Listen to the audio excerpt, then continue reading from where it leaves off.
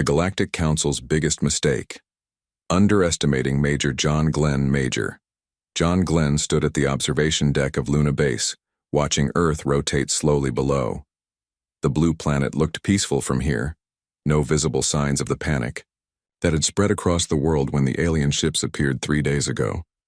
"Major, they're ready for you." Lieutenant Susan Miller appeared at his side, her uniform crisp despite the 18-hour shifts everyone had been working since first contact. Glenn nodded, taking one last look at Earth. "How's the translation software working?" "Better than expected. Their language patterns are complex but follow logical structures." Susan handed him a small earpiece. "This will translate in real time. There's a 2-second delay, so pause before responding." The walk to the conference room felt longer than usual. Guards lined the corridor, a mix of Space Command personnel and regular military. Glenn recognized the tension in their posture. Humanity had prepared for this possibility for decades, but preparation was different from reality.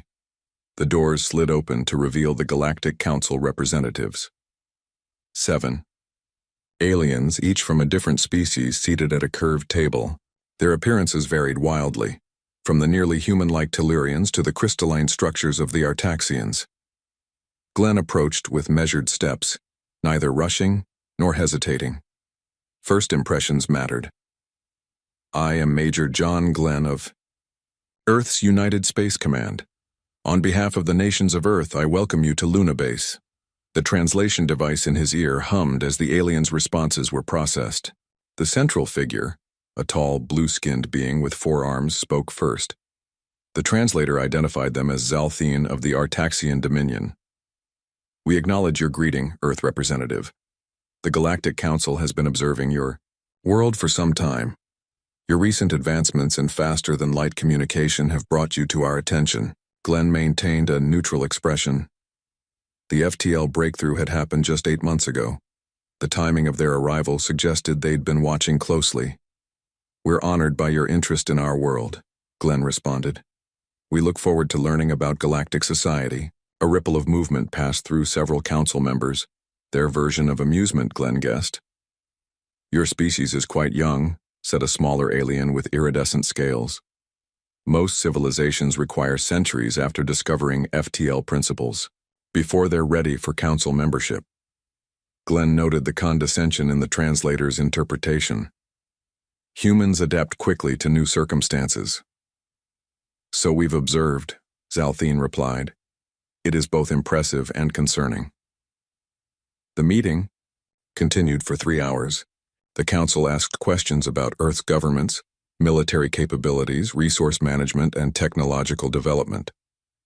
Glenn answered carefully, sharing only information that was publicly available. He noticed they seemed particularly interested in Earth's military response protocols and command structure. When the formal meeting adjourned, the council members broke into smaller groups. Glenn circulated among them, making careful observations. Susan Miller stayed close, adjusting the translation device occasionally. "Have you noticed something odd about the translations?" she whispered during a brief moment alone. Glenn raised an eyebrow. "Explain."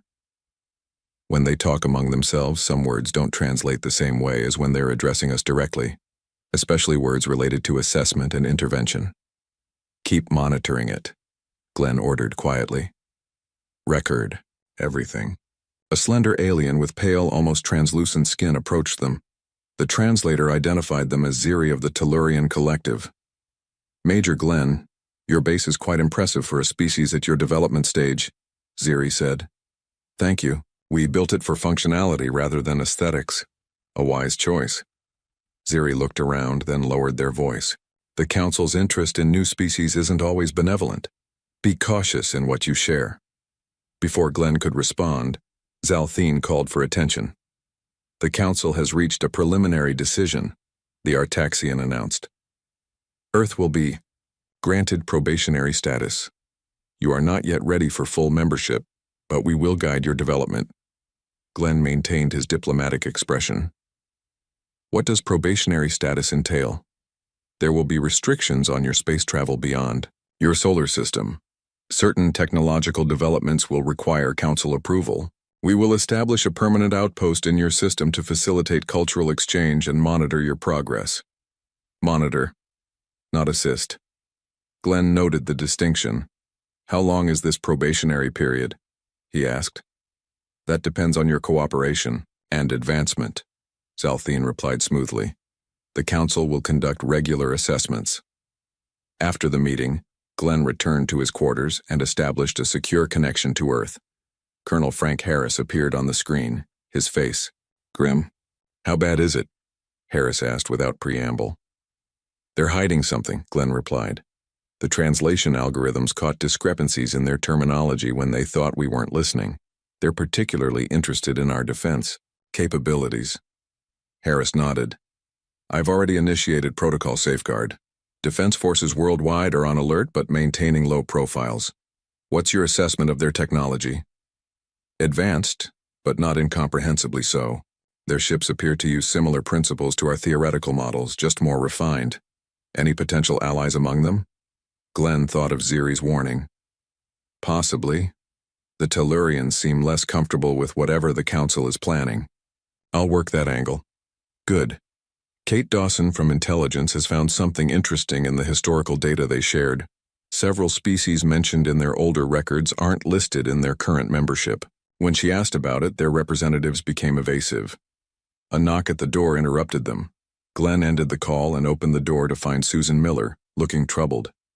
Major, I've completed my analysis of the translation inconsistencies. She handed him a data tablet. When they discuss Earth among themselves, the word they use for assessment more accurately translates to harvest or extraction. Glenn reviewed the data, his concern growing. Have you shared this with anyone else? No, sir. Only you. Keep it that way. Glenn looked back at the observation window, at Earth spinning below. Something tells me this probationary period isn't about helping us join their community. Later that night, as the base quieted for the sleep cycle, Glenn heard a soft tap at his door. Opening it cautiously, he found no one there, just a small crystal data device on the floor. He picked it up and inserted it into his secure reader. Message appeared, text only, no traceable voice or video. They lie. Beware the assessment. Not all Council members agree with their methods. If humanity is to survive, you must prepare in secret. The message was unsigned, but Glenn recognized the linguistic patterns of the Tellurian representative Ziri. He stared at the message for a long time, then erased it from the system after committing it to memory. The Galactic Council had made their first mistake. They had revealed their intentions too soon. Their second mistake was assuming humans would accept their fate without a fight. Major John Glenn looked once more at the Earth below. Whatever the Council was planning, humanity would be ready. The Galactic Council's biggest mistake, underestimating Major John Glenn. 3 months had passed since the Galactic Council established their outpost near Mars. Major John Glenn now spent most of his time there, officially serving as Earth's liaison to the alien representatives. Unofficially, he was gathering intelligence on their true intentions. The outpost was a marvel of alien engineering, a rotating ring structure with artificial gravity and transparent walls that offered stunning views of the red planet below. Despite its beauty, Glenn never forgot it was also a prison of sorts. Every human activity beyond Earth's atmosphere was now monitored by Council observers. Glenn entered the common area where Diplomatic Officer Allison Wright was chatting with a group of lower-ranking Council staff. Over the past months, she had developed a knack for getting alien personnel to talk freely. Major, Allison nodded as he approached. I was just hearing about the Nexus celebration. Apparently, it's quite the event in Council space. Glenn recognized this as their code for important information. Sounds fascinating. Perhaps you can brief me later. In his private quarters, Allison shared what she had learned. The junior Dravix officer let slip that Commander Krell is arriving next week with an assessment team. They're specifically coming to evaluate our military capabilities. Glenn frowned. Earlier than expected. Have you noticed more ships arriving in the system? Yes. Mostly smaller vessels, but they're positioning themselves near our satellite networks and defense platforms. They're preparing for something, Glenn pulled up a secure terminal. Any word from technical specialist Jones? He's made progress. With the data crystal. Says he needs to see you immediately. Peter Jones worked from a shielded room deep in the outpost's human section. Council technology scans couldn't penetrate the special alloys Earth had installed. Supposedly for privacy, actually for security. Jones looked exhausted when Glenn entered. Major, I've decoded most of the crystal. It's worse than we thought. He displayed a series of translated documents on his screen. The Council has been doing this for centuries. They find developing worlds, place them under probation, then systematically strip them of resources. Glenn studied the data. And the species themselves?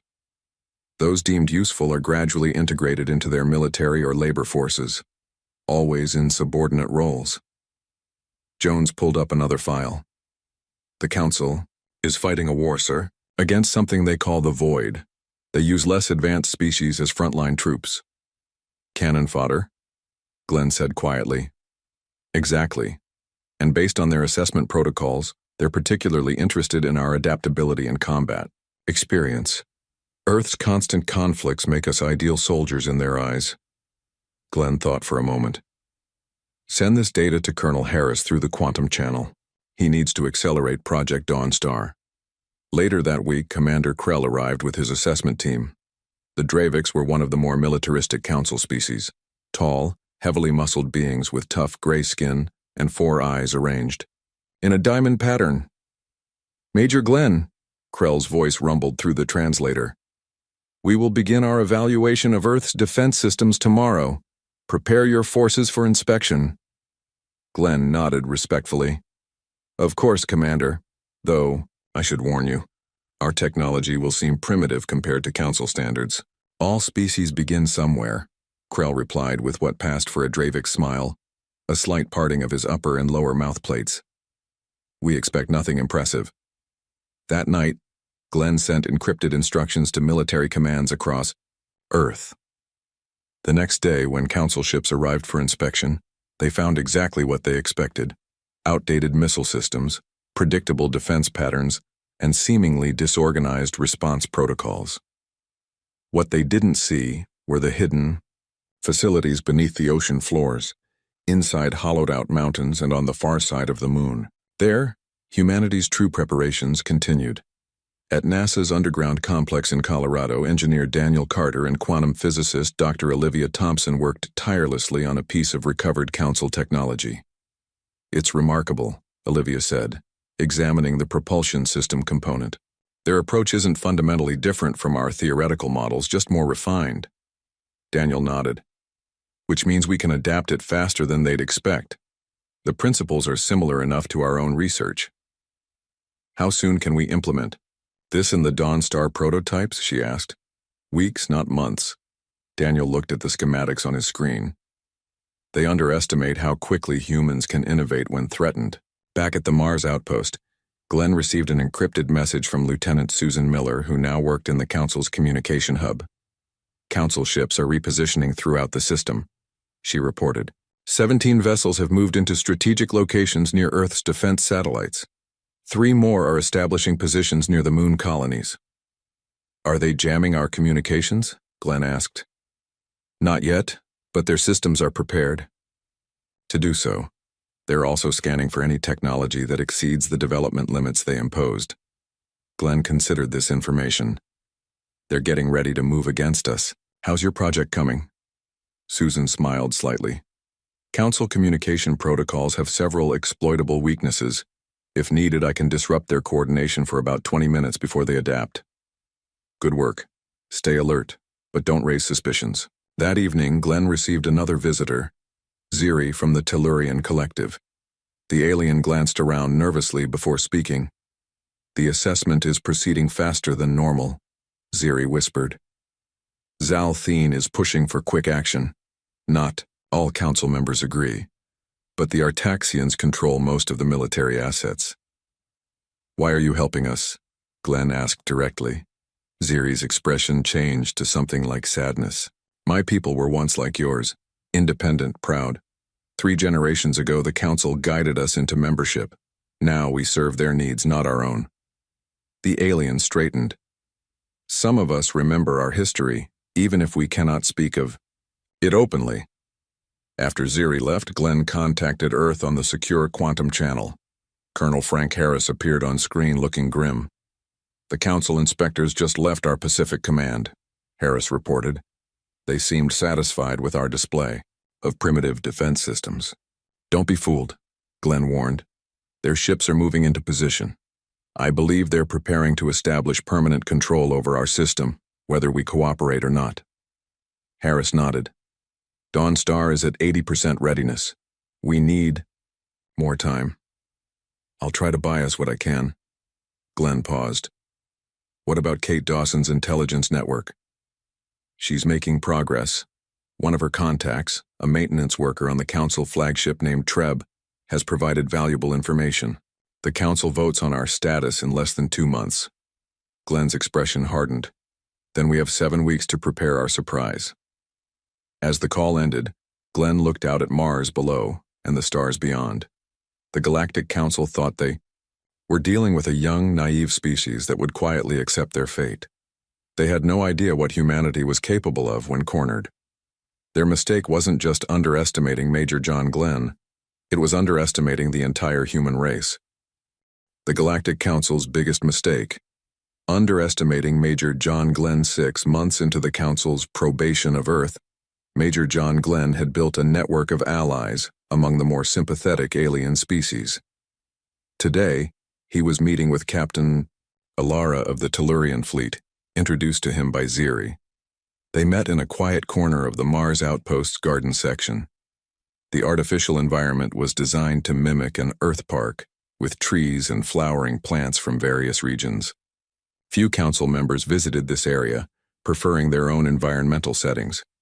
Captain Alara was taller than Ziri, with the same pale, almost translucent skin that characterized Tellurians. Her eyes, 3 of them, arranged in a triangle, studied Glenn carefully. "Ziri trusts you," she said without preamble. "That is rare." Glenn nodded. "I appreciate that trust. We need allies if we're to survive what's coming. You understand then?" Alara touched one of the earth flowers gently. "My people were once like humans, independent, developing our own path among the stars. The Council arrived offering friendship, knowledge, and protection. What happened? By the time we realized the true cost, it was too late. Our fleet had been integrated into their command structure. Our colonies were dependent on Council supply lines. 3 generations later, most Tellurians cannot imagine life outside the Council." Glenn considered her words. "But some of you remember. Some of us preserve our history," she corrected, "and watch for opportunities to reclaim our independence. Is that why you're helping us?" Alara's 3 eyes blinked in sequence. "Humans remind us of what we once were. Your resistance gives hope to many oppressed species. If you succeed where we failed, perhaps things can change." Back in his quarters, Glenn received an encrypted communication from Kate Dawson. Her face on the screen looked tired but excited. "Major, we've had a breakthrough," she said. "Treb, my contact on the Council flagship, accessed their secure schedule. The final assessment vote on Earth is set for exactly 7 weeks from today." Glenn frowned. "Sooner than we hoped. There's more. After the vote, they plan to implement something called Phase 2 integration. Treb couldn't access the full details, but it involves deploying control nodes at strategic locations around Earth." "Control nodes? Technology that can disable our power grids, communications, and defense systems simultaneously. Standard procedure for worlds they expect might resist." Glenn processed this information. "That confirms they never intended to accept us as equals. We need to accelerate our timeline. Colonel Harris says the same. Project Dawnstar is entering final testing." After the call ended, Glenn sent a coded message to Lieutenant Susan Miller in the communications hub. "Weather? Forecast update needed." An hour later, Susan arrived with a data pad. To any observer, she was simply bringing routine reports, but the information she carried was far from routine. "The Council's communication patterns have changed," she explained quietly. "More encrypted, Transmissions between their ships, especially the Artaxian vessels. They're preparing for something major. Can you access any of it? Susan shook her head. Not directly, but I've created a backdoor in their translation protocols. If they issue fleet-wide commands, we'll know about it shortly after transmission. Good work. Stay alert, but don't take unnecessary risks. 3 days later, Glenn traveled to Earth for an official inspection of human military facilities. The Council permitted these visits under strict supervision, with Council observers accompanying him at all times. The real purpose of his trip came after the official tours, when he used complex evasion tactics to reach a secure facility beneath the Mariana Trench. The underwater base, accessible only through a series of underwater caves, housed Project Dawn Star's command center. Colonel Frank Harris greeted him in the main control room. Large screens displayed various sections of the massive underground hangar where Earth's secret fleet was nearing completion. Impressive, Glenn said, looking at the ships. Their design incorporated both human innovation and adapted Council technology. How many are ready? 15 vessels at full combat readiness, Harris replied. Another 25 at various stages of completion. Dr. Thompson's breakthroughs with the propulsion systems exceeded our expectations. Glenn nodded. The Council suspects nothing? They believe we're still struggling to maintain our outdated satellite network. Our performance during their inspections has convinced them we're technologically backward. A dangerous assumption on their part, Glenn said. What about the weapon systems? Harris led him to another section where Dr. Olivia Thompson was running simulations on a large holographic display. Major Glenn, she greeted him. We've successfully adapted the energy principles from their shield technology into a directional weapon. It bypasses their standard defenses because essentially it uses their own technology against them. Will it work against all Council ships? The Artaxian vessels will be more resistant, she admitted. But even they can't withstand sustained fire. Glenn studied the technical data. How long before all ships are equipped? 2 weeks for the combat-ready vessels. The rest as they come online. We may not have that much time. Glenn shared what Kate Dawson had discovered about the control nodes. If they deploy those devices, our advantage disappears. Then we need to be proactive, Harris said grimly. Strike before they're ready. Glenn shook his head. Not yet, I have a different approach in mind. The next day, Glenn requested a formal meeting with the full Galactic Council. This was unusual enough that they granted his request, assembling in the conference chamber of their flagship now orbiting Earth. All 7 Council representatives watched as Glenn entered the chamber alone. He carried no weapons or devices. All had been confiscated at the entrance, but his confidence made several Council members shift uncomfortably. Major Glenn, Zalthine spoke first. You requested this extraordinary session. What matter is so urgent? Glenn stood tall as he addressed them. I've come to present evidence that the Council has systematically exploited developing species, using them as resources and soldiers in your war against what you call the Void. Murmurs spread through the chamber. Zalthine's blue skin darkened with anger. These are serious accusations, human.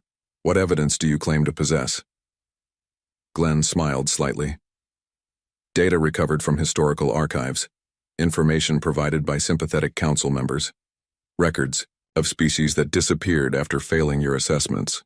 Preposterous, another Council member hissed. This human speaks of matters beyond his understanding. Do I? Glenn looked each Council member in the eye. Then explain why your ships are positioning themselves to deploy control nodes around Earth. Explain why your assessment vote was scheduled without any actual input from humanity. The Council chamber erupted in angry voices. Zalthine raised all 4 arms for silence. You overstep, Major Glenn. Earth remains under probation. Your behavior will be considered during our final assessment. A decision you've already made, Glenn replied calmly. But know this. Humans will not quietly accept subjugation. Unlike other species you've encountered, we prepared for this possibility since your arrival. The public nature of his confrontation had achieved exactly what Glenn intended, forcing the Council to delay immediate action. They couldn't move against Earth immediately without confirming his accusations. As Glenn left the chamber, he received a text-only message on his communication device. From Earth. Dawnstar is ready. Await your command. Now the real test would begin. The Galactic Council's biggest mistake, underestimating Major John Glenn III. Days after Glenn's confrontation with the Council, the 7 alien leaders gathered in their private chamber to vote on Earth's fate. The debate lasted hours, but the outcome was never truly in doubt. The evidence is clear, Zalthine declared. Earth is unsuitable for membership. Humans are too unpredictable, too aggressive. The containment protocols must be implemented immediately. 6 votes supported the motion. Only the Tellurian representative abstained, earning a cold glare from Zalthine. Within hours, the Council's decision reached Glenn through Susan Miller's communication backdoor. He was aboard the USS Defiant, officially a human observer vessel, but secretly one of Earth's new warships hiding in plain sight. They've made their decision, Glenn told his crew. The Council fleet has been ordered to establish permanent control over Earth's solar system. Deployment begins in 12 hours. Captain Alan West, the ship's commander, nodded grimly. And our response, Major? Initiate Operation Sunrise. Glenn opened a secure channel to Colonel Harris on Earth. Frank, the Council has voted. They're moving to containment. Execute the plan. Harris's voice came through clearly. Understood. Dawnstar launches in 30 minutes. Across Earth, in hidden facilities deep beneath oceans, inside mountains, and buried under Arctic ice. Humanity's secret fleet prepared for emergence. For 6 months, they had built in silence, adapted alien technology, and trained for this moment. Susan Miller, still at her post in the Council's communication hub, initiated her final task. The translation backdoor she had created would now serve a different purpose, broadcasting evidence of the Council's exploitation to all member worlds.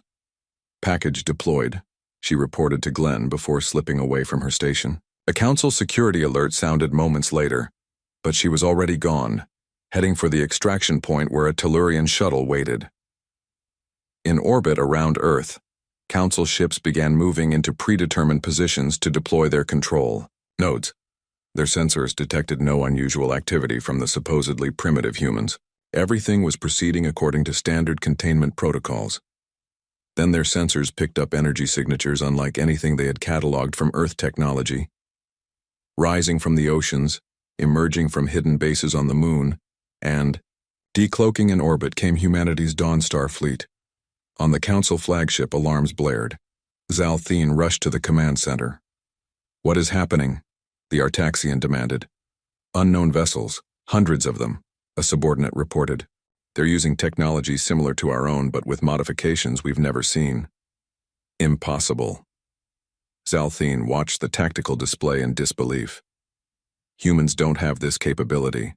Our assessments confirmed their technological limitations. Apparently, said a voice behind him, your assessments were wrong.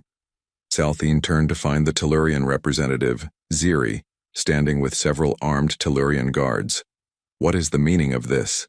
Zalthine demanded. Revolution, Ziri replied simply. The Tellurian collective withdraws from the Council, effective immediately. Similar scenes played out across the Council fleet as Tellurian crew members, led by Captain Alara, took control of key vessels.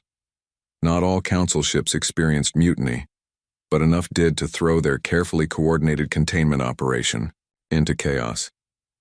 Aboard the USS Defiant, Glenn coordinated with Frank Harris as Earth's fleet engaged the Council ships. The battle strategies Glenn had developed incorporated everything they had learned about Council tactics. Council communications are in disarray, reported Glenn's communication officer. Susan Miller's broadcast is reaching all their worlds. We're getting responses from at least 3 other species indicating support for our resistance. On the tactical display, Glenn watched as the Tellurian ships under Captain Ilara's command moved to join Earth's forces. The combined fleet now presented a formidable challenge to the Council's remaining loyal vessels. The Council flagship is attempting to activate something, the sensor officer announced. Massive power buildup detected. Glenn's expression hardened. That's their doomsday weapon. They're targeting Earth directly. Can we stop it? Captain West asked. We need to board that ship, Glenn decided. Target their engine section to disable movement, but leave the main power systems intact. The Defiant maneuvered closer to the massive Council flagship, joined by Ziri's Tellurian cruiser. Together they launched a precise attack that disabled the larger vessel's engines while avoiding critical damage. Boarding teams ready? West reported. Glenn checked his combat gear. I'm leading Alpha Team. Ziri's forces will form Beta Team. Major? West objected. Protocol dictates. I know their ship layout better than anyone. Glenn cut him off. And I need to confront Zalthine personally. The boarding was fierce but quick. Council security forces fought desperately, but they had never expected to defend against humans using modified versions of their own weapons. Glenn's team pushed toward the command center, while Ziri's team headed for the weapon control systems. Along the way, they encountered Peter Jones, who had infiltrated the flagship days earlier. Major, Jones greeted him, I've accessed their computer core. I can disable internal security and lock down sections of the ship. Good work. Can you shut down the weapon? Jones shook his head. It's on a separate system with physical controls, but I can disable their shields from here. Do it, Glenn ordered. Then find the control nodes and erase their activation codes. As they approached the command center, Glenn received a communication from Ziri's team. We've secured the weapon. Control room, Ziri reported. But Krell is here. He's trying to override the safeties to trigger a detonation. Hold him off, Glenn ordered. We're almost at the command center. The final push to reach Zalthine was the hardest. The Artaxian leader had surrounded himself with elite guards. Glenn's team fought room by room until they finally breached the command center's outer defenses. Glenn entered alone, his weapon raised. Zalthine stood before the main control panel, all four arms working frantically. It's over, Zalthine, Glenn said. Your fleet is in disarray. Earth is free and your former allies are rising against you. The Artaxian turned, his blue skin now pale with rage or fear. Glenn couldn't tell which. You understand nothing, human, Zalthine hissed. The Council has maintained galactic stability for 10,000 years. Without our control, chaos will return. You mean without your exploitation, Glenn corrected. Using other species as resources and cannon fodder isn't stability. It's tyranny. You think you've won? Zalthine laughed bitterly. You have no idea what you've done. The void is real, human, a threat beyond your comprehension.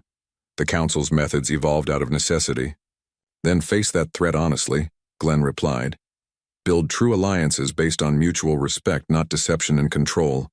Earth would have gladly joined a fair coalition against a common enemy. Zalthine stared at him for a long moment. Your species advances too quickly, adapts too readily.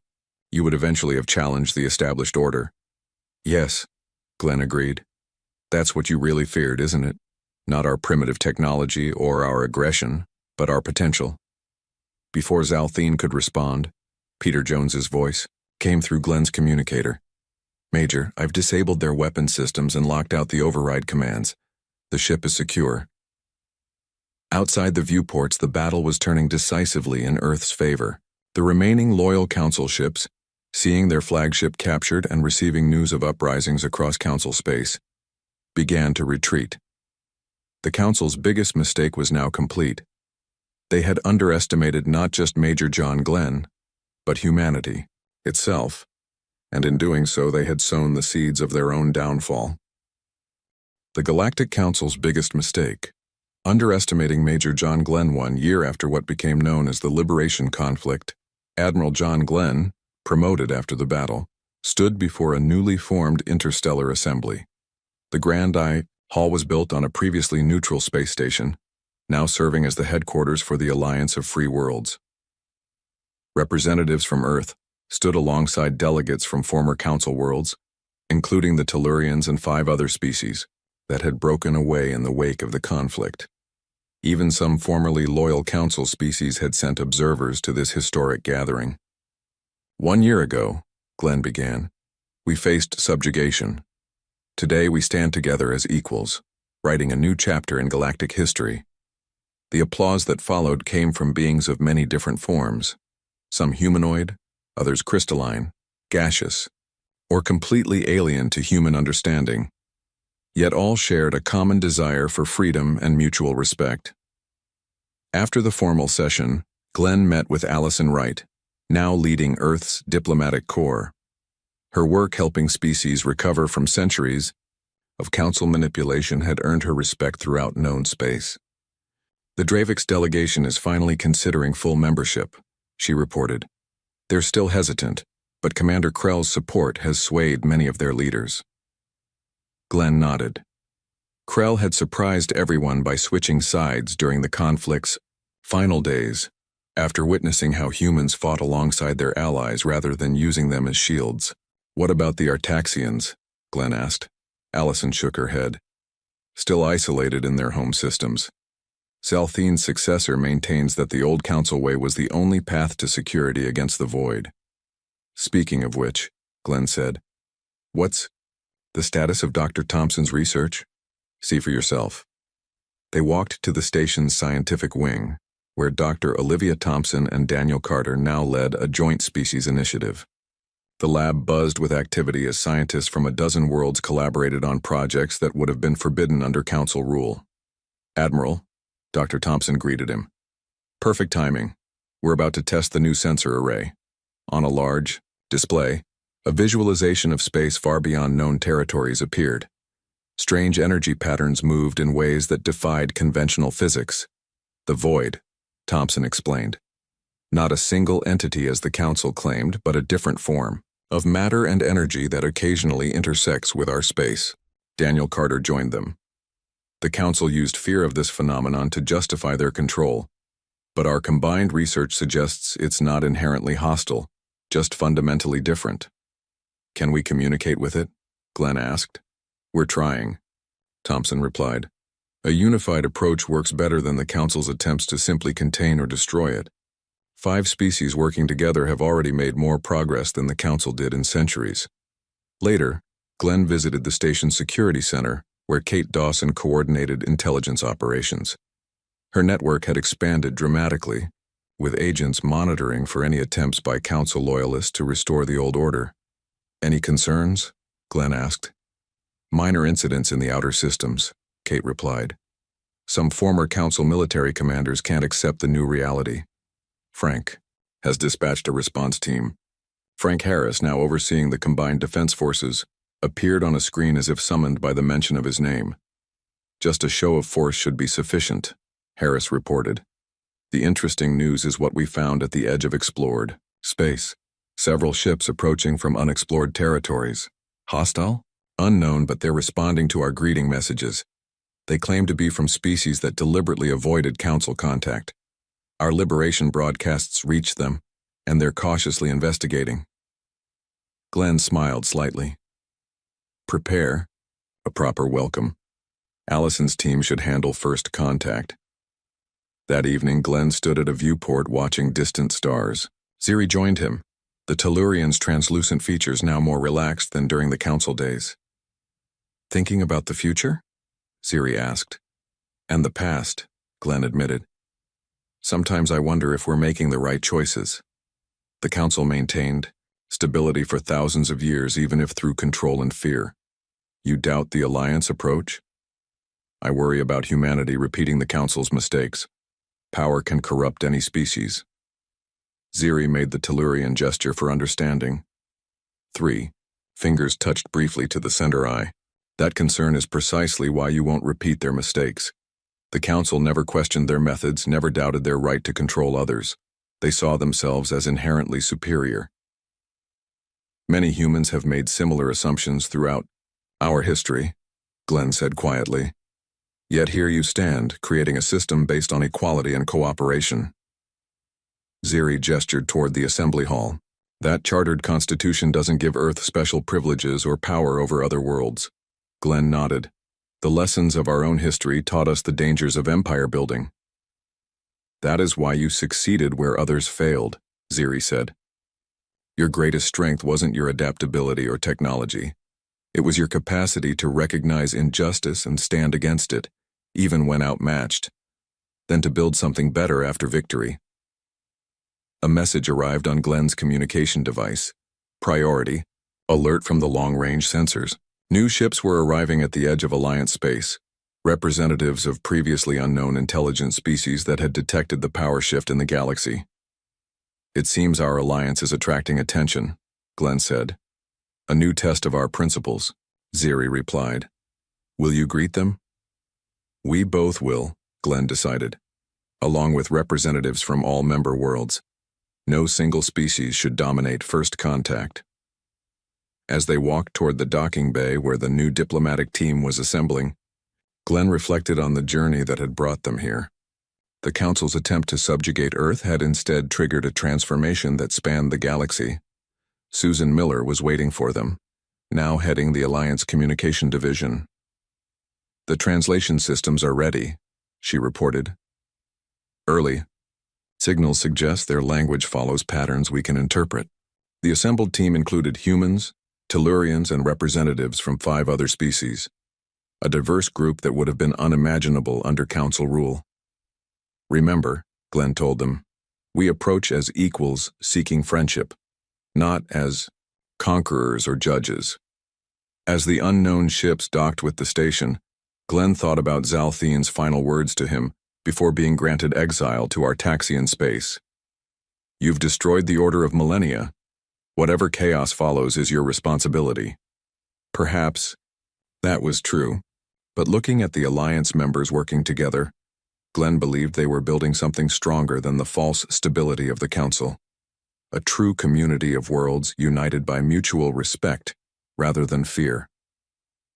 The airlock cycled open, and the representatives of a new civilization stepped forward to meet the Alliance delegation. The future of the galaxy was uncertain, but one thing was clear. The Council's biggest mistake had opened the door to possibilities they had never imagined. And it had all begun because they underestimated a single human, Major John Glenn, and through him, the indomitable spirit of humanity itself.